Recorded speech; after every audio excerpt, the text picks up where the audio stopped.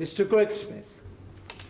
Thank you, Sir David, and it's a pleasure to serve under your chairmanship. And many of the arguments in this debate have already been very eloquently made, not least by my honourable friends, the members for Wickham, Hazel Grove and Bolton West. But I begin with this concept of international versus domestic, and I'm far less concerned with vaccine passports focused on opening up borders. It's not unusual to need a whole host of jabs to travel to certain places. I've certainly happily proven my vaccination status for things such as yellow fever when visiting Tanzania in the past, and I think that is right and fair. But domestic COVID certificates, whether used by public services or private businesses, would be intrusive, pointless and wrong.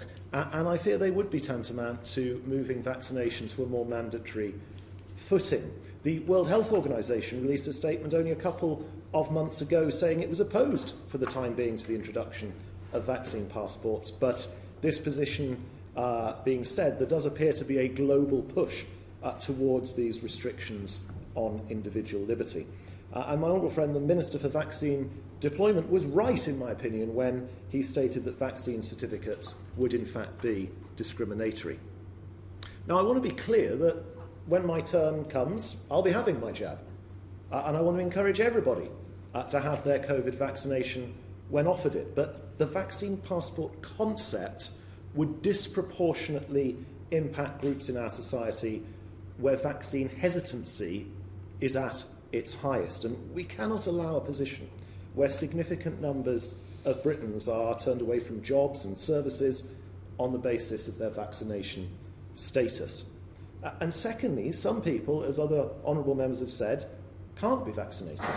There are groups who are medically advised to avoid vaccination, from pregnant women, as the honourable lady who spoke before me mentioned, to people with other health conditions, such as a young woman in my constituency who wrote to me who suffers from epilepsy but is otherwise healthy.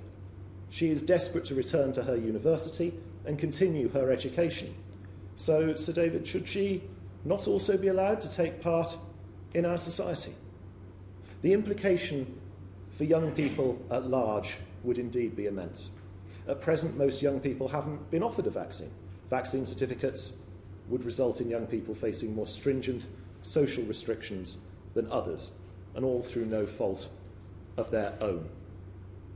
Importantly, a vaccine certificate scheme may also be counterproductive, with research showing that compelling people to take vaccines does not necessarily result in the higher uptake we all want to see. Individuals are best placed to make their own choices. Now, I'm incredibly proud of the progress the United Kingdom has made in vaccinating the population, but this should be used to set people free, not restrict their freedoms further. And I close with the view that I fear that should vaccine certificates become commonplace, they would inevitably expand and endure beyond the immediate challenges of this pandemic, which I do not believe should be allowed to happen.